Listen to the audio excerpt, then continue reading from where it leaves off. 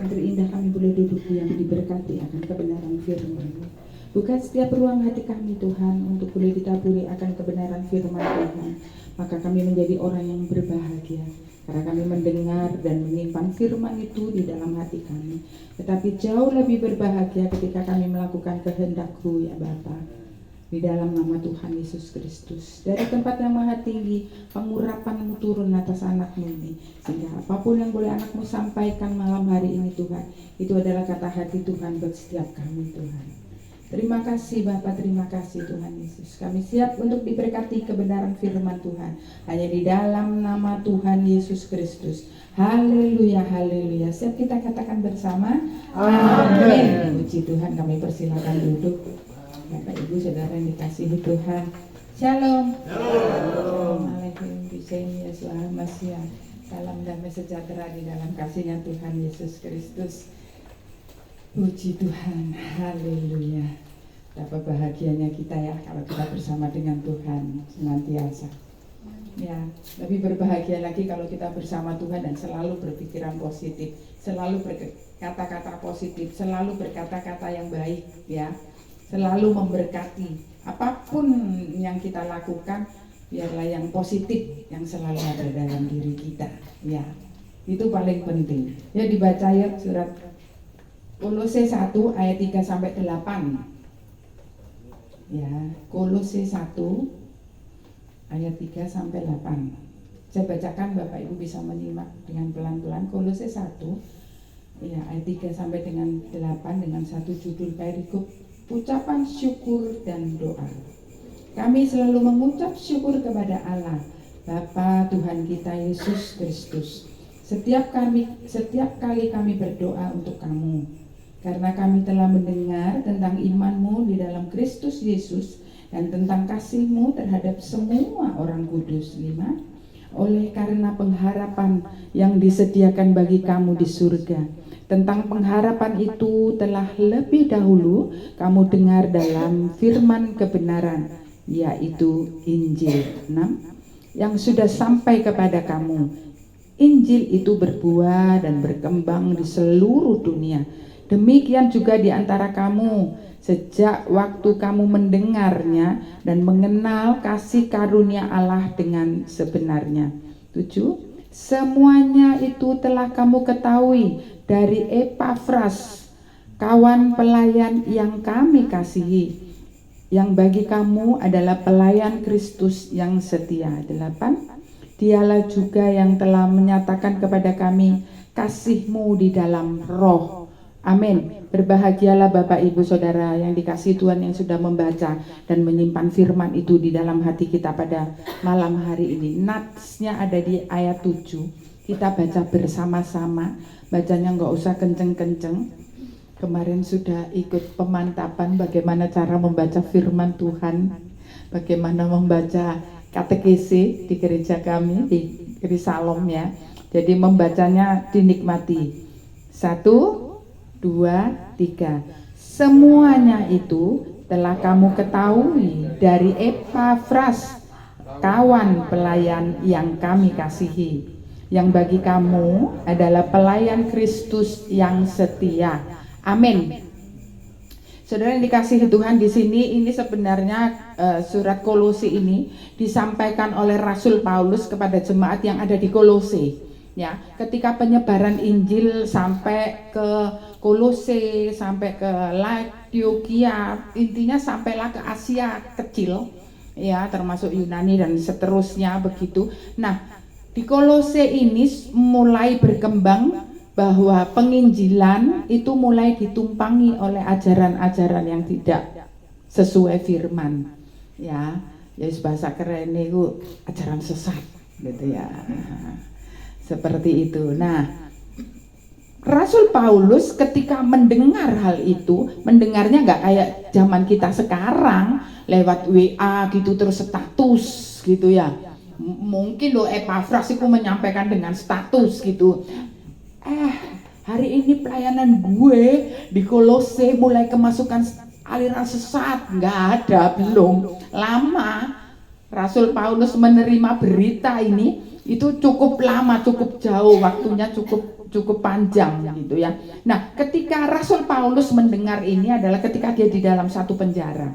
Waduh, jemaat di Kolose kok ada mulai ajaran-ajaran yang tidak benar ya? Gitu. Nah, Rasul Paulus terbeban akan hal ini. Dan Rasul Paulus tidak lalu langsung berpikiran negatif, tidak langsung berpikiran yang tidak baik, enggak ya. Tetapi Rasul Paulus selalu berpikiran yang positif, selalu berpikiran yang baik. Ya, tadi lagunya kan, wis apapun itu Tuhan tolong gitu loh. Wis kita dalam kesesakan, kita dalam kesusahan, kita di dalam kesulitan, kita di dalam beban hidup, harap diingat dan digarisbawahi. Kalau zaman dulu saya SMA itu dikasih stabilo gitu ya, stabilo ini kayak ya, jadi langsung kelihatan nyolok mata gitu, bahwa apapun yang terjadi dalam hidup kita, kita tidak perlu terus mengatakan gini, salahku ya apa toh Tuhan, kayak dosa apa toh iki Tuhan, kok aku harus mengalami hal yang seperti ini. Enggak, semuanya mendatangkan kebaikan. Di ujungnya itu pasti kita mendatangkan kebaikan. Ya, jangan salah loh. Saya ketemu ini hamba Tuhan loh, hamba Tuhan. Baru saya ketemu. Ya maaf ya, dia punya anak. Cakep banget sih anak ini. Cuman kebetulan tangannya cacat gitu loh. Terus saya tuh bilang gini, ya ampun gantengnya gitu. Saya anak itu mau model apapun, orang itu model apapun, sejelek apapun, selalu saya katakan yang baik. Rasul Paulus mengajarkan bahwa kita harus positif gitu. Saya bilang, aduh gantengnya gitu, kok kamu bisa ganteng maksimal gini, gimana ini caranya ya? Saya gitu. Terus anaknya ketip goyang. Sing jawab mbok. Ndak lho Bu Esti. Delengen tangannya anakku kayak gini. Dosa apa to sing wis tak lakoni iki? Sampai anakku melok kena hukuman. Bukan kata-kata yang positif. Saya bilang semuanya mendatangkan kebaikan, dan saya yakin dalam nama Yesus anak ini pasti nanti jadi hamba Tuhan besar. Amin. Yakin. Saya bilang gitu. Makanya kita tuh harus memperkatakan yang positif. Perkataan yang selalu membangkitkan iman, perkataan yang selalu membangkitkan semangat. Jangan malah perkataan yang delok mangkane ya. Kan loro-loron to. Ya, mereka kan biyen iku dosamu iku akeh. Iling aku biyen 10 tahun tak durunge kenal. Lah saiki kan nebus kan dosamu. Delok mangkane kon saiki loro apa? Kolesterol, asam urat, darah tinggi, gula darah. Saiki sing anyar apa? Asam lambung. Mangkane iki lho. Ya iki kowe iku cek meneng ya, koreksi diri, dosamu iku kakean. Ada enggak orang yang gitu? Banyak anak Tuhan yang seperti itu. Di sini enggak ada karena kita tidak bagian dari yang banyak ya. Enggak. Kita harus memperkatakan yang positif, yang baik. Rasul Paulus ini memberikan contoh. Ya, Epafras ini menurut Bapak Ibu siapa sih? Ini adalah di mana waktu Kolose ada satu pengabaran Injil, lalu berdirilah gereja, maka Epafras ini adalah istilahnya gembala pertama di Kolose gitu loh.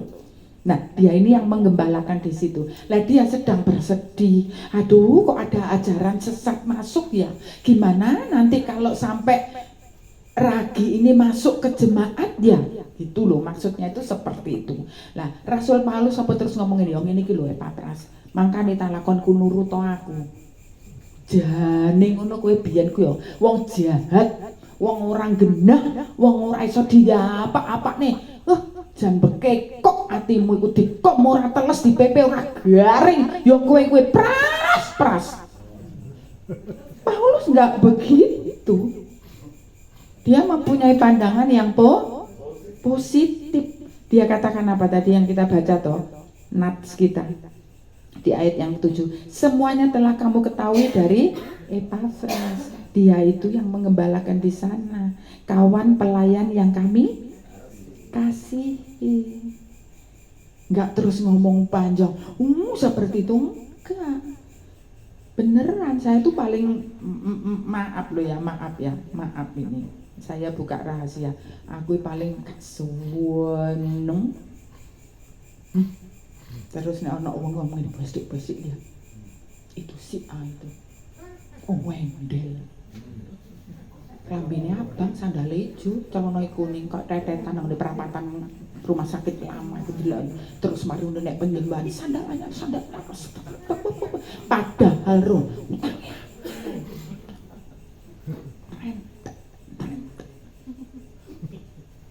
Saya itu maaf loh, aku jan nek delok wong ngene iki iso ngene. Ya. Itu sangat ragi yang nggak baik gitu loh, ya. Nah, perkataan kita itu harus seperti Rasul Paulus. Ini contoh buat kita.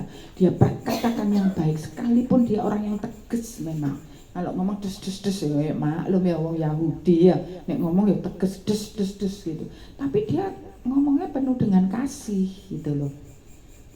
Ini contoh buat kita bahwa setiap kita harus selalu berpikiran dan berkata positif.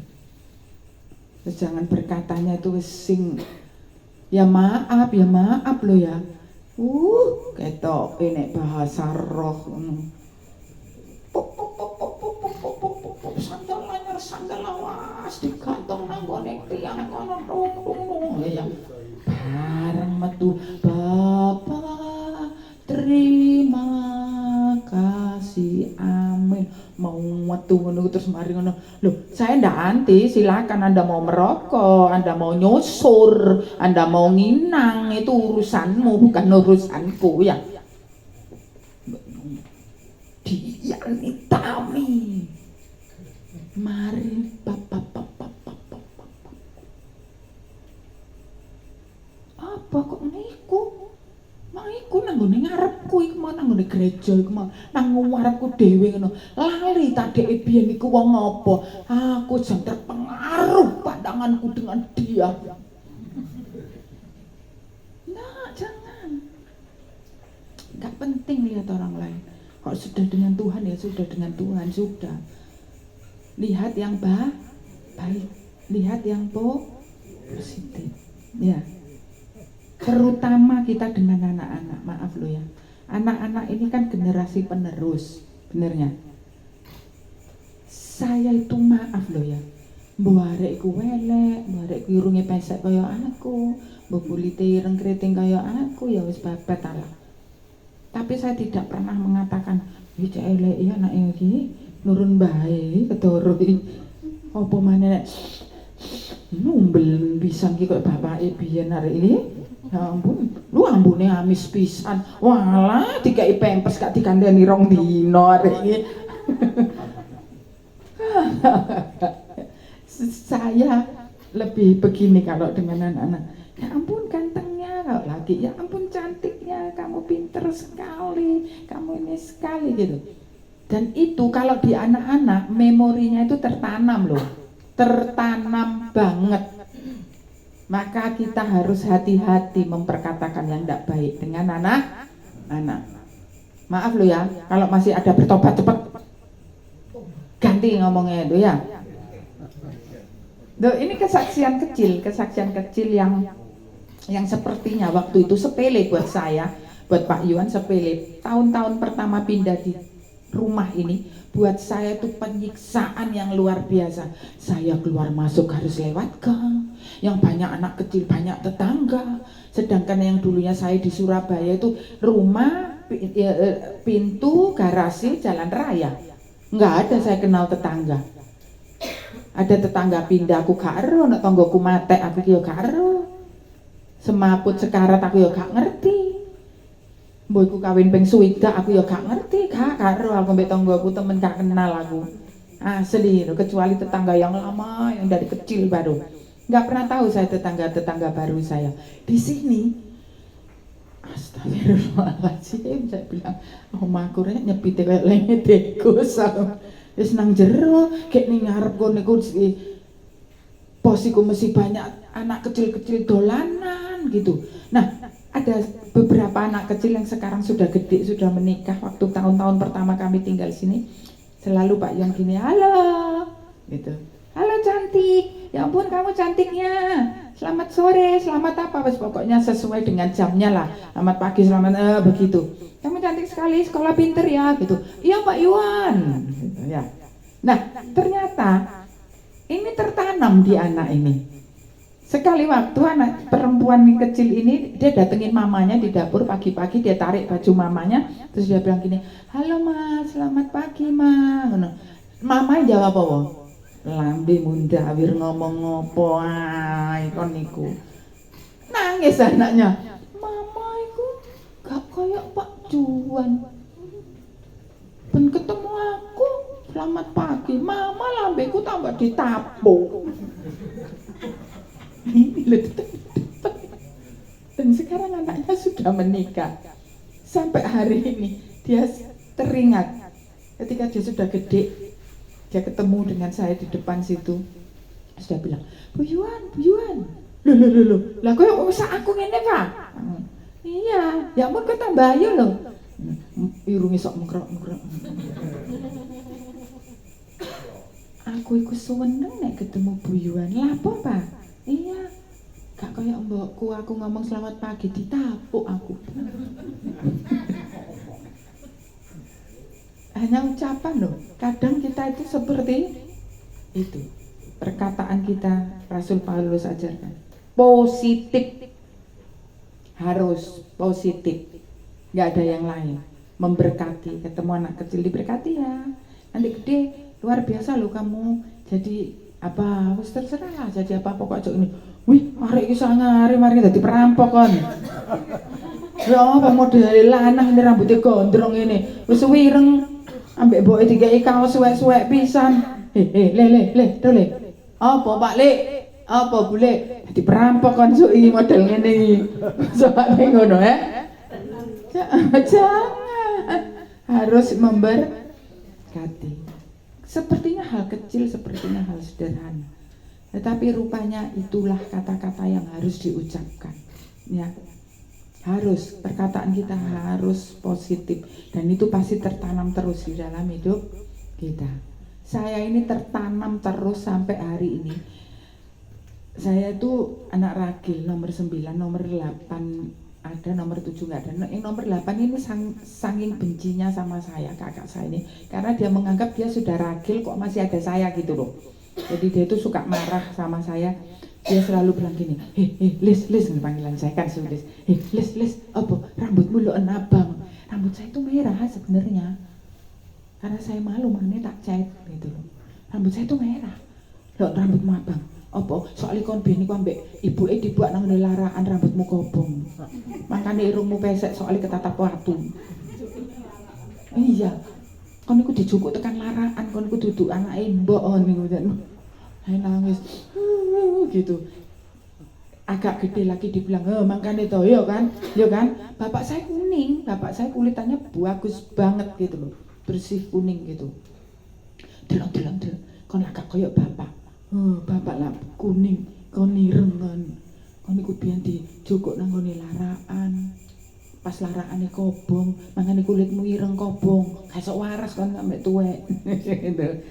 Itu tertanam di dalam diri saya terus menerus hingga membuat saya tumbuh menjadi anak yang introvert, yang tertutup, yang nggak kepengin ketemu orang, yang nggak kepengin berhubungan dengan banyak orang, yang nggak kepengin apapun. Saya hidup seperti sendiri aja, masuk rumah masuk, jadi di rumah ya udah, masuk kamar ya masuk, sekolah, lulus SMA saya pagi kerja sore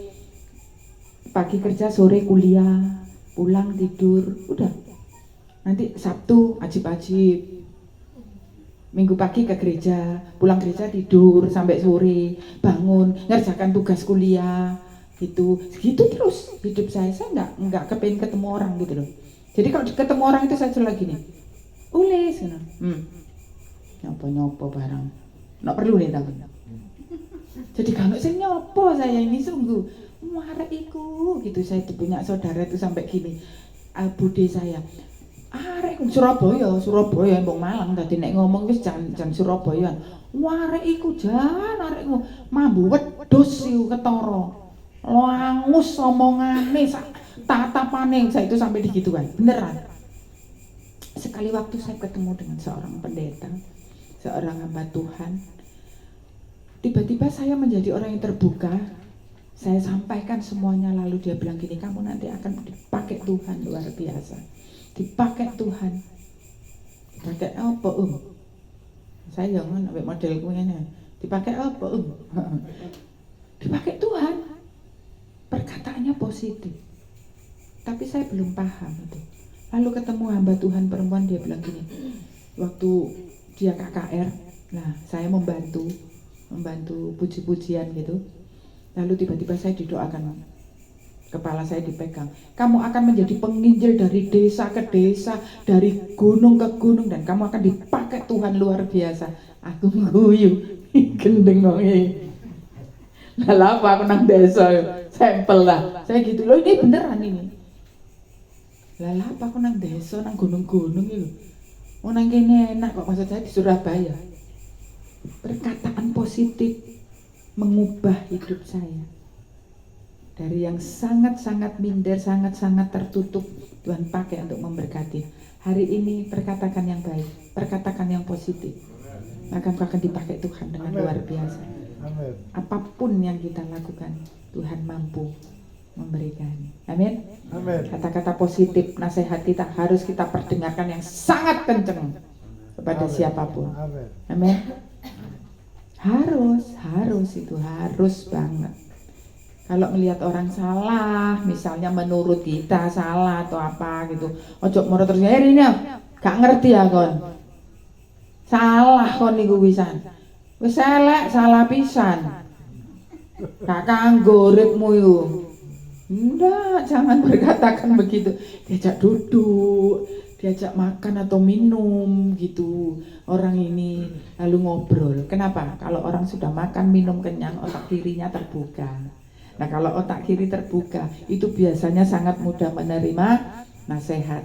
Karena yang terbuka itu bukan hanya akal sehatnya otak kanan kan. Otak kanan kan lebih kepada akal sehat, semua yang kelihatan, yang physically gitu. Nah kalau yang otak kiri kita itu lebih kepada perasaan, kepada emosional, kepada cara berpikir kita lebih terbuka gitu. Nah hari ini serius-serius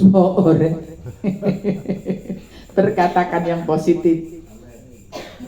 Diteblek kanan kiri ini, terserah ngomong apa, yang penting positif.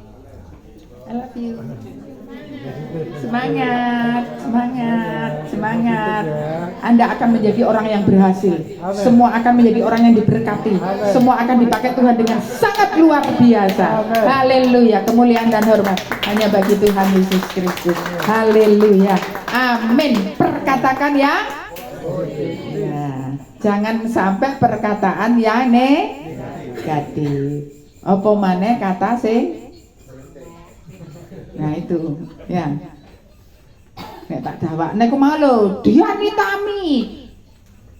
Dian Sastrowardoyo, tambah dawa maneh ya. Enggak ya. Tapi kita perkatakan yang baik. Yuk saya undang Pak Basa. Mas Heri.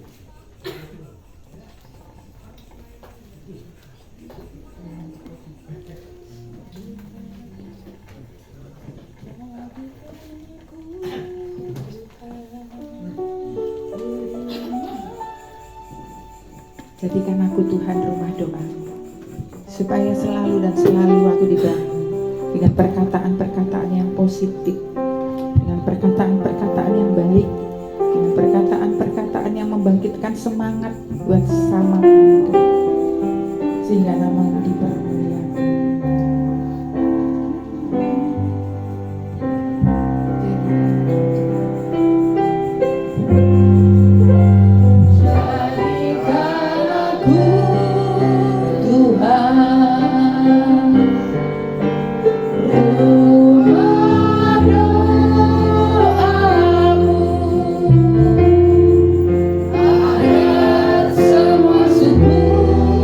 Bangsa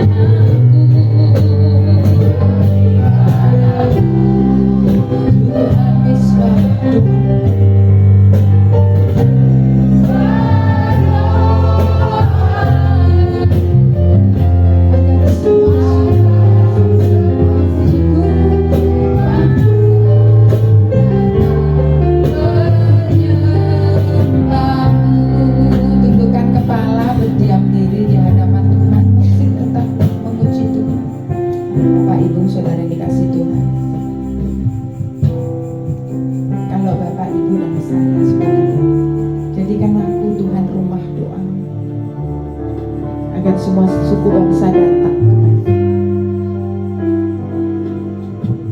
Maka sucikan rumah kudus-Mu ini Tuhan, dari segala yang tidak baik, dari hal-hal yang negatif, dari kebiasaan-kebiasaan kami yang tidak berkenan di hadapan Tuhan, terutama perkataan-perkataan kami Tuhan, tingkah laku kami, perbuatan kami yang tidak berkenan.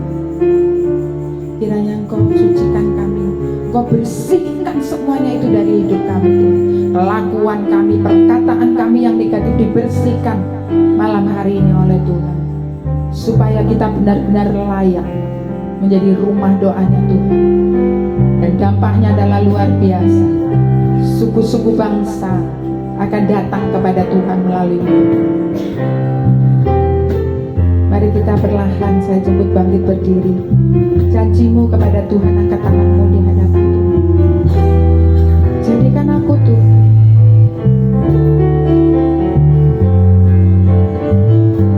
Yes Lord, oh thanks God. Jadikan aku Tuhan, rumah doa.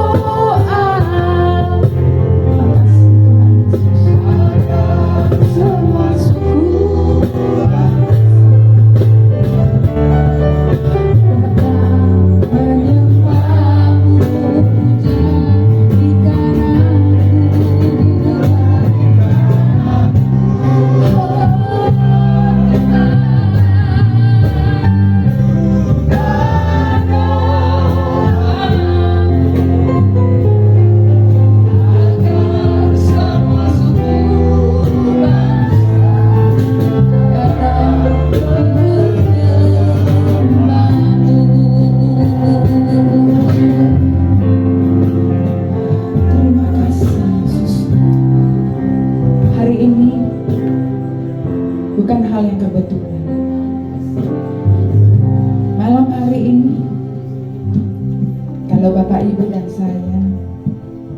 dijadikan Tuhan jadi rumah doanya. Tuhan, kami mengangkat tangan. Kami semua yang mau menjadi rumah doanya Tuhan, mengangkat tangan di hadapan Tuhan. Ampuni kami Tuhan, sucikan kami, kuduskan kami Tuhan, sehingga kami boleh benar-benar menjadi rumah doa. Banyak orang datang kepadamu, percaya kepada Tuhan Yesus melalui kehidupan kami, melalui perkataan kami yang memberkati, melalui perkataan kami yang positif, melalui perkataan kami yang terus memberikan support terbaik untuk banyak orang Tuhan. Inilah kami ya Bapak, inilah kami Tuhan, yang Kau jadikan rumah doamu.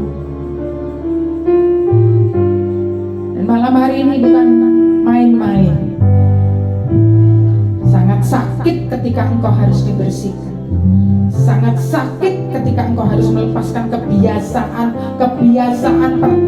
perkataan, kehidupan, perilaku yang tidak baik, yang hari ini dibersihkan oleh Tuhan Yesus.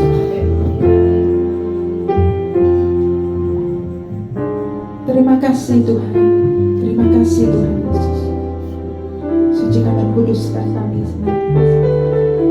Akan hidup kami untuk kemuliaan nama-Mu Tuhan. Ada kuasanya Tuhan Yesus yang menguasai hidup kami, sehingga banyak orang boleh mengenal Engkau Tuhan. Terima kasih Tuhan Yesus. Terima itu Bapak Ibu Saudara yang dikasih Tuhan. Engkau diberinya kuasa, Engkau dijadikan rumah doa oleh Tuhan, maka hidupmu akan diberkati luar biasa. Menangkan banyak jiwa untuk kemuliaan nama Tuhan, sehingga mereka tahu bahwa keselamatan hanya di dalam Yesus Tuhan. Inilah hidup kami Tuhan, yang kami serahkan hanya di dalam nama-Mu ya Tuhan Yesus. Setiap kita yang sudah berjanji menjadi rumah doa, katakan bersama-sama dengan saya, di dalam nama Tuhan Yesus Kristus.